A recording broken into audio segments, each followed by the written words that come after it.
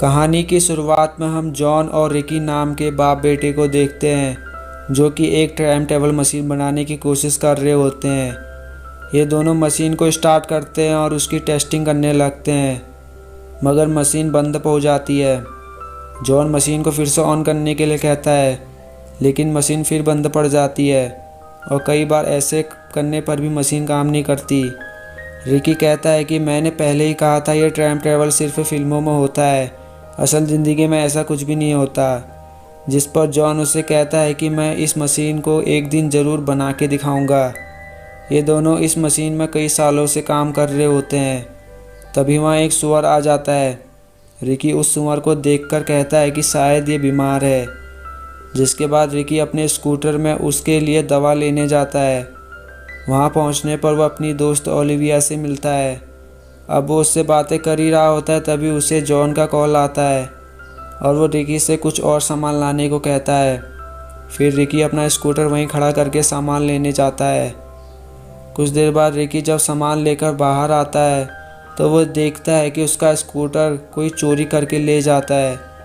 तभी वहाँ एक लड़की आती जो रिकी से कहती है कि क्या मैं तुम्हारी कोई मदद कर सकती हूँ। रिकी उससे पूछता है कि क्या तुम कोई रिपोर्टर हो, मगर वो कहती है कि नहीं, मैं एक डॉक्टर हूँ और मैं तुम्हारे फादर को जानती हूँ। इसके बाद रिकी उस लड़की की गाड़ी में बैठकर घर आ जाता है। घर आने पर वो देखता है कि उसके डैड मशीन से बातें कर रहे होते हैं। रिकी को ये बहुत ज़्यादा अजीब लगता है और वो जॉन को शांत करने के लिए उसके पास जाता है, लेकिन अचानक जॉन रिकी को मशीन के अंदर धक्का दे देता है और वो बेहोश हो जाता है। कुछ देर बाद जब रिकी को होश आता है तो बाहर जाकर जॉन से मिलता है और वो जॉन से कहता है कि कल आपने मुझे मशीन के अंदर धक्का क्यों दिया। पर जॉन उससे कहता है कि क्या सच में मैंने तुम्हें धक्का दिया। रिकी कहता है हाँ। फिर जॉन रिकी को बताता है कि तुम यहाँ टाइम ट्रैवल करके आए हो। पर रिकी को लगता है कि उसके डैड उसके साथ मजाक कर रहे हैं, मगर जॉन उसे समझाता है कि तुम टाइम ट्रैवल करके एक दिन पीछे आ गए हो, यानी कि उन्होंने मशीन को बना लिया है। पर रिकी को विश्वास नहीं होता और वो खुद को ही मतलब कि आज के दिन के रिकी को कॉल करता है और जॉन उससे बातें करने लगता है, जिसे रिकी को पता चल जाता है कि वो यहाँ टाइम ट्रैवल करके आया है। वो बहुत ज़्यादा परेशान हो जाता है। वो अपने डैड पर गुस्सा करने लगता है। रिकी जॉन से कहता है कि डैड, ये आपने बहुत गलत किया। अब ये बताओ कि मैं अपने समय में वापस कैसे जाऊँगा। आपकी इस मशीन से मैं सिर्फ पीछे जा सकता हूँ, आगे नहीं जा सकता। और मैं यहाँ भी नहीं रह सकता क्योंकि यहाँ पहले से ही एक रिकी रहता है। अब जॉन उसे टाइम लूप के बारे में समझा रहा होता है और रिकी को बताता है कि तुम्हारे साथ कल जो भी हुआ, अगर आज हम बिल्कुल वैसा ही करें तो तुम यहाँ रह सकते हो। और यहाँ का रिकी अपने आप दूसरे समय में चला जाएगा और उसके जाते ही हम मशीन को बंद कर देंगे, फिर सब ठीक हो जाएगा। बस तुम दूसरे रिकी के सामने मत आना। इसके बाद रिकी आज के दिन के रिकी पर नज़र रखने के लिए जाता है। वहाँ पहुँचने पर वो देखना चाहता था कि स्कूटर कौन ले जाता है, लेकिन उसे आने में देर हो जाती है। उसे वहाँ आज का रिकी दिखाई देता है।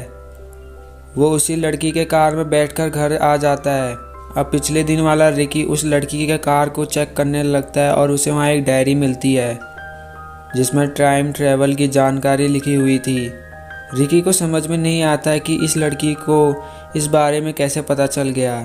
घर के अंदर जॉन आज के दिन वाले रिकी से बातें कर रहा होता है और जॉन उसे मशीन के अंदर धक्का दे देता है और वो लड़की बाहर से सब कुछ देख रही होती है। तभी वहाँ रिकी आ जाता है। वो उससे कहता है कि तुम अंदर क्या देख रही हो। वो लड़की कहती है कि मुझे यकीन नहीं हो रहा कि तुम लोगों ने टाइम ट्रैवल मशीन बना लिया है। पर रिकी उससे पूछता है कि तुम्हें यह सब कैसे पता चला। लेकिन तभी रिकी का स्कूटर लेकर वहाँ एक आदमी आता है। जॉन उन दोनों को अंदर जाने को कहता है और खुद एक हथियार लेकर उस स्कूटर वाले के पास जाता है।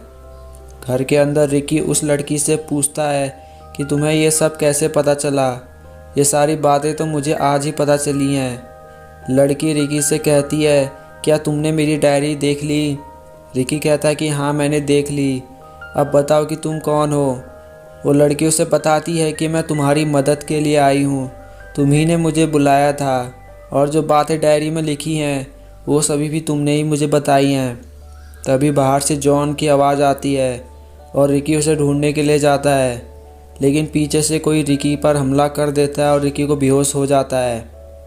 अब कुछ देर बाद जब रिकी को होश आता है तो वो देखता है कि उस लड़की ने जॉन को खाई में गिरा दिया। रिकी को बहुत गुस्सा आता है और वो उस लड़की से ऐसा करने की वजह पूछता है। इसके बाद रिकी टाइम मशीन का यूज़ करके फिर एक और दिन पीछे आ जाता है।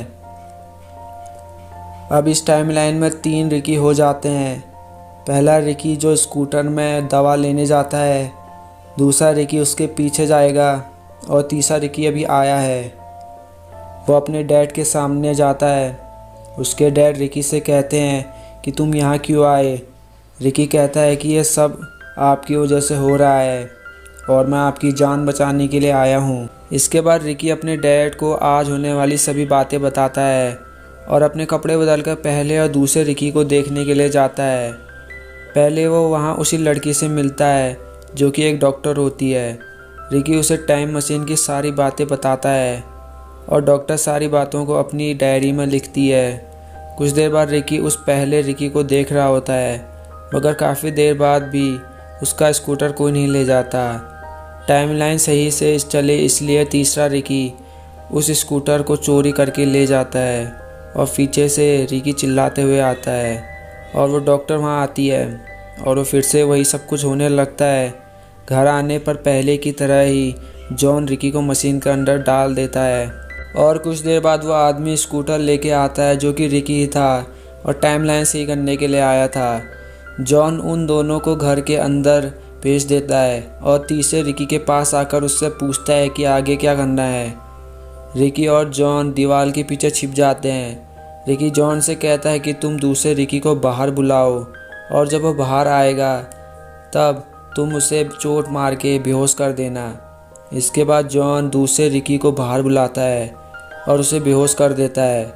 फिर वो तीनों एक घास का पुतला बनाते हैं और जैसे ही दूसरे रिकी को होश आता है तो वो डॉक्टर उस पुतले को खाई में गिरा देती है।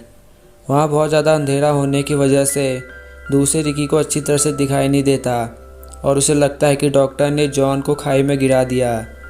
इसके बाद वो टाइम मशीन की ओर भागने लगता है और उसके पीछे वो तीनों आते हैं। अंदर कोई नहीं होता, मतलब कि दूसरा रिकी यहाँ से चला जा चुका है। जिसके बाद वो मशीन को बंद करने ही वाले होते हैं पर तभी वहाँ एक और रिकी आ जाता है और इसी के साथ ये कहानी यहीं पर ख़त्म हो जाती है। उम्मीद करता हूँ कि आपको ये कहानी पसंद आई होगी।